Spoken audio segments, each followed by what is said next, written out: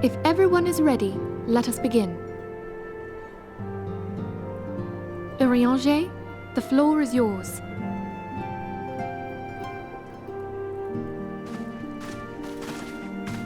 As all here assembled now know, in its final hours as our Order's headquarters, the waking sands did play host to a most unexpected visitor. I speak of the Ascian clad in white, Elidibus. Unwelcome though his presence was, his words that day did serve to confirm a truth long suspected, that the Ascians are eternal beings, to whom physical destruction is as a temporary inconvenience. In the intervening time, Urianger and I have striven to discover a means by which the Ascians might more permanently be slain. And 'tis my belief that we have found the thread that will allow us to unravel the twisted skein of their existence. In the moments prior to Leviathan's most recent manifestation, the Sahagin elder who summoned him was observed to undergo some manner of ascension. The etheric readings taken by Y'shtola at the time of this transfiguration have proven most enlightening. The disruption to the flow of ether was sudden and dramatic. So tangible was the agitation, I scarce had need of my goggles. The significance of Y'shtola's readings might better be understood in the context of mine own, taken at the instant of the Lord of Levin's demise. Unlike the primal, the Sahagin was not subject to etheric dissipation. Before discussing our new discoveries, it may benefit us all to recall what we know of etheric behavior.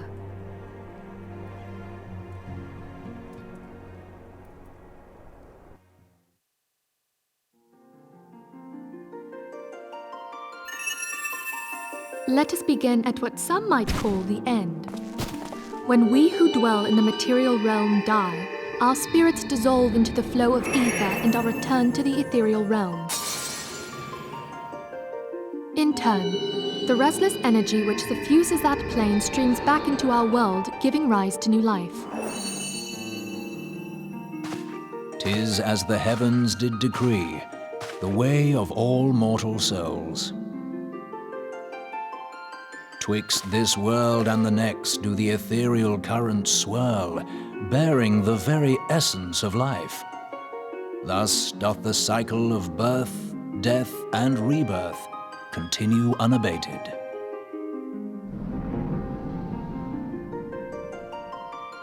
Primals behave somewhat differently. In order to manifest and then maintain a physical presence in this realm, they must consume vast quantities of ether, most often in the form of crystals. Though they may seem to live, their flesh is but ether given shape.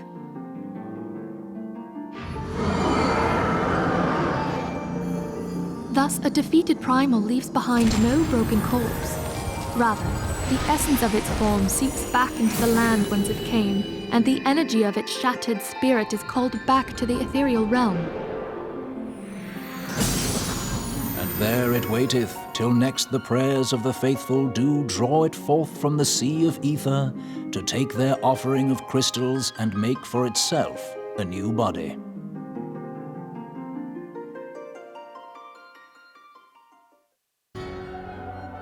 Which brings us on to the third group, the so-called immortals. They exist in a manner all their own.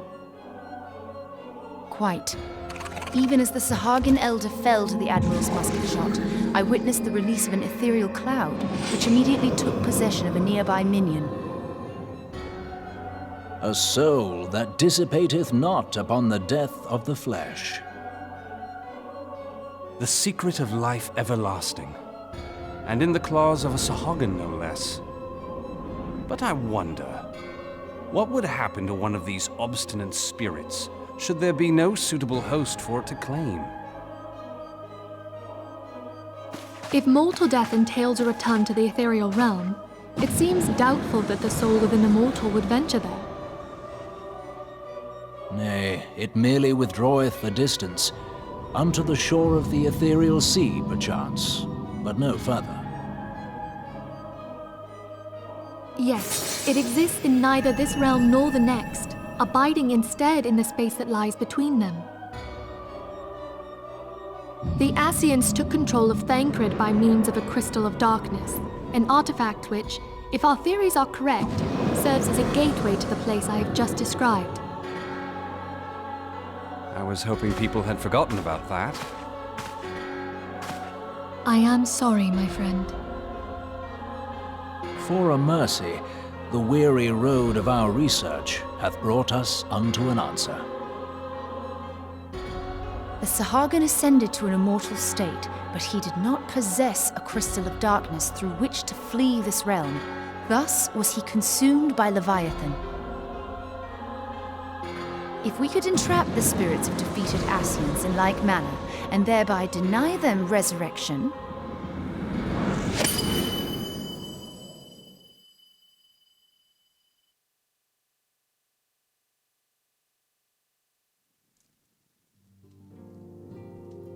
Therein lieth the path to victory. Thou art most perceptive, my lady. Only when we have trapped the bodiless soul within an ethereal prison can we hope to defeat its unnatural constancy. Thus might even an eternal paragon be consigned to oblivion. These feats are, of course, far easier said than done. At present, we lack a viable means to entrap and extinguish an Ascian soul. Yet, I believe it to be possible. The pieces of the puzzle lie before us. We have but to put them together.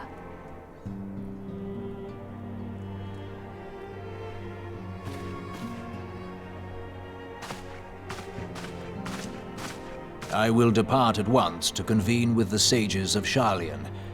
Together shall we divine the steps by which our goals may be achieved. I have the utmost faith in you, Archon.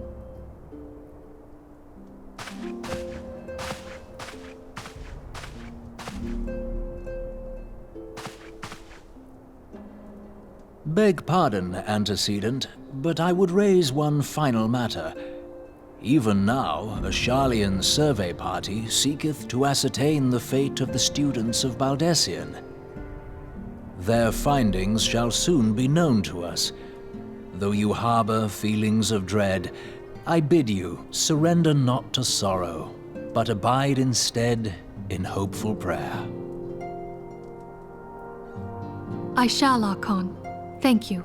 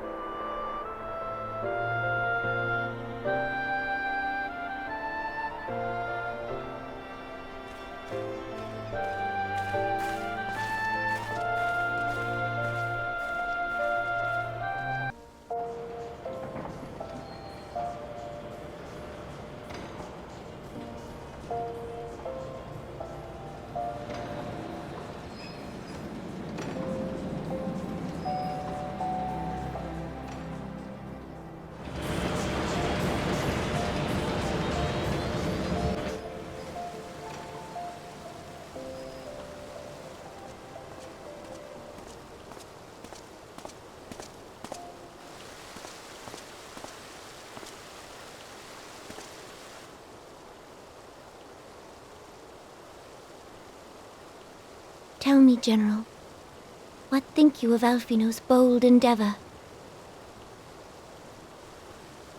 I think it is more than bold, Your Grace. His organization would pave the way for a united Eorzea. Well do I understand his impatience, since facing the common threat of the Ultima weapon, our nations have seemed farther apart, not closer together. Considering the many problems we face, should we not be glad that someone else is taking the initiative? We have all pledged our cooperation, yet the grumbling continues behind closed doors. Ul'dah is not alone in her duplicity. I myself have doubts as to the good this organization will achieve. With the inclusion of the finest soldiers of the 3 grand companies, it promises to be a fearsome military body. But whom will it serve? Even under the watchful gaze of the Scions, it is not unthinkable that such a force could perpetrate a great wrong. Does it not concern you that a significant proportion of its financial backing came from the coffers of the Syndicate? That those unprincipled worms might forge this extraordinary gathering of warriors into a private army? I have trust in the Scions, Your Grace. They have spared us no end of trouble at the hands of the Primals. If they seek reinforcements, I deem it unwise to deny them. As for their finances, full many gave generously. And though our nobles proffered a sizable sum, their coin did not spill from the pockets of Lolorito and his cronies. And what of the presence of our stalwart adventurer friend in this endeavor? I doubt the Warrior of Light would betray our cause.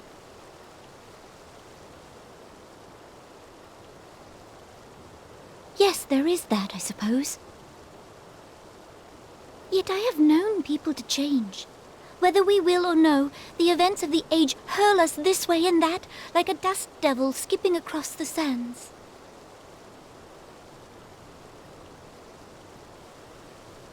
Cannot be done about Telechi? I have explored all avenues available to us, Your Grace. But as Ul'dah law now stands, we lack the evidence to convict him of any crime. To arrest him on spurious grounds would only play into his hands.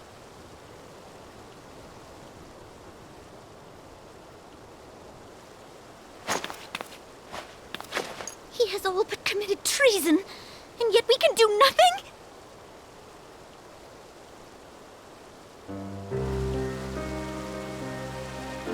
Then what good our government? What worth the royal house? How deplorable this mockery of justice!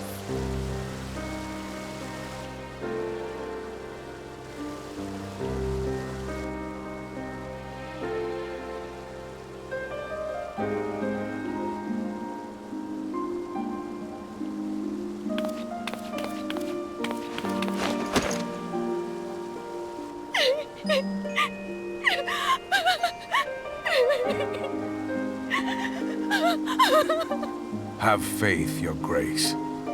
It is not over.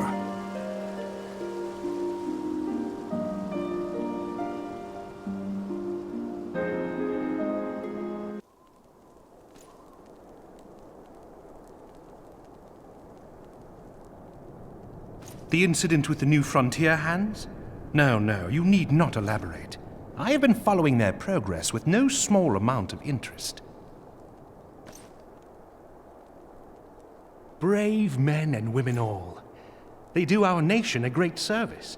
The existence of a fortified outpost in Mordona will do much to dissuade the Empire from trespassing on Kurthus soil.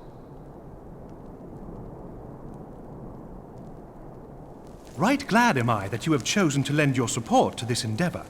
Never let it be said that House Fortom does not acknowledge the efforts of her allies, or her debts. 'Twas in the spirit of gratitude that I arranged for sundry supplies to be delivered to Revenant's Toll. That the shipment should chance to be waylaid by heretics is poor fortune indeed. Poor fortune, I say, yet not without precedent. If you would know the truth of it, these incorrigible villains grow more organized with each passing day. This new unity of purpose we attribute to their leader, the Lady Iceheart. But though I have devoted significant resources to the task of identifying this woman, we have yet to learn so much as her birth name. What we do know is that the heretics speak of Iceheart in reverent tones, and would gladly embrace death rather than betray her. Such loyalty is rare indeed, and I fear to imagine what so committed a collective might achieve. The brigands have not yet been so brazen as to risk direct confrontation here in Dragonhead.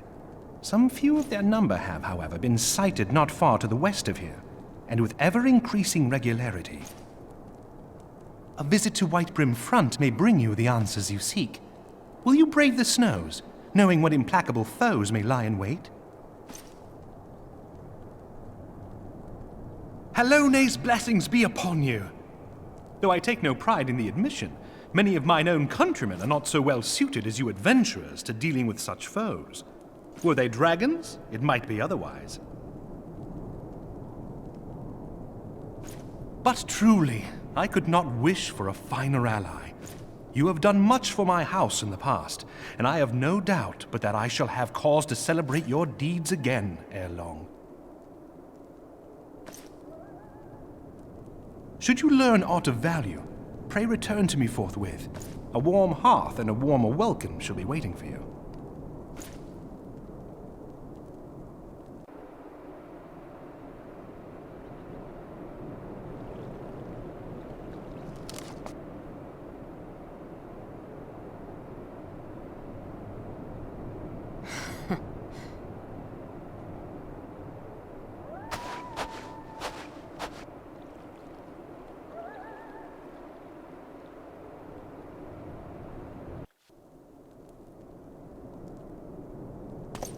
Your return is most timely.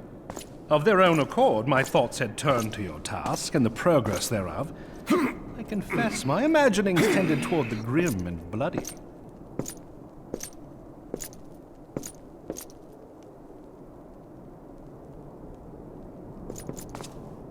But you are here now, and I suspect such frivolous wonderings do little justice to the reality of your travails. Tell me, what did you learn of Iceheart?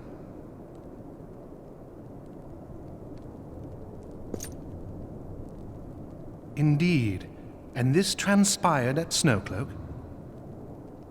Of all the highlands, that towering wall has borne the worst of the region's brutal shift in climate. So inhospitable has Snowcloak become that we have still to survey the area in its entirety. Could its frozen heights conceal the heretic's hideaway? Mayhap a more robust reconnaissance effort is in order. Putting such considerations aside for the moment, we still know far too little of this Ice Heart. That she is capable of commanding such a band of fanatics bespeaks natural authority, and no small measure of charisma. As much as I would like to fathom this mystery with you, the situation has grown beyond my personal purview. I am bound by duty to inform the Temple Knights and request that they bring this matter to its conclusion. Giving the glowing reports the new commander has garnered thus far, I am certain that they can be relied upon to take appropriate action. Though Iceheart's true identity yet eludes us, you have provided us with a point from which to begin. Sometimes it takes but a single stone to prompt an avalanche. On the matter of the stolen provisions, I have already made arrangements for a second shipment to be sent to Revenant's Toll. I could not well allow such an honorable venture to be undermined by one miserable setback.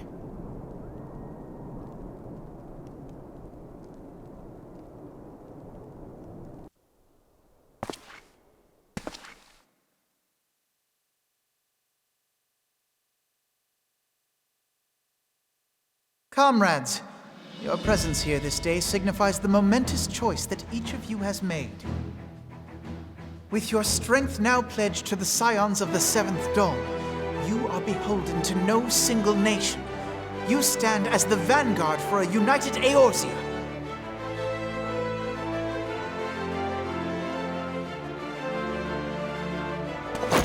From this moment forth, I declare you Crystal Braves.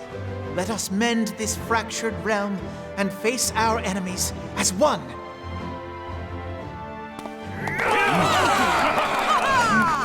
Whether it be the Beastmen and their primals, or the conflict in Carteneau, it is plain that the nations of Eorzea cannot solve the problems which plague the realm. Thus does it fall to some few heroic souls to succeed where they have failed. Come, take your place at the Scion's side as guardians of Eorzea, and together we shall fight for the freedom of all! For the freedom of all!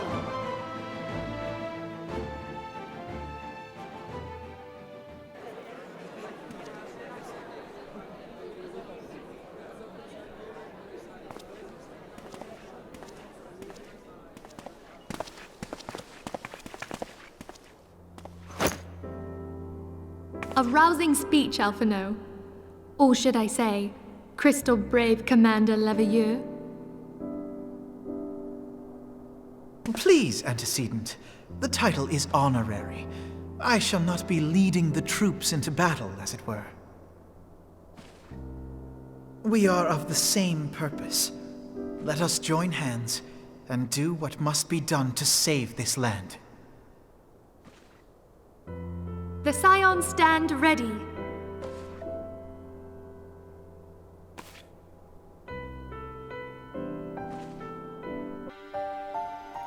I'm eager to see what the Crystal Braves might accomplish. This shall prove an interesting time indeed for the Scions. Yes, I'm listening. So our worst fears are confirmed. The entire Isle. Such power defies comprehension. Truly? Kryl is alive? Thank the 12. I see. Pray, inform me if her condition changes. Yes, I shall pass on your words to Urianger. My thanks. I shall contact you anon. When I learned of the loss of the Isle of Val, I dared not hope that my friend had survived. Yet, by some miracle, it would seem she has. She's still to regain consciousness, it is true, but better that than death. Putting this happy news to one side, we must now endeavor to make sense of the readings taken by the survey party. It appears the etheric disturbance which accompanied the Isle's destruction is of a magnitude alarmingly close to that of Ultima. Could the Ascians be responsible for this devastation as well? I wonder, have you heard aught from the Mother Crystal since the battle with the Garleans?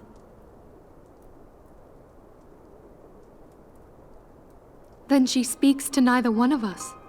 Heidelind's silence portends naught but ill, I fear. Louisoix, I pray you yet watch over us.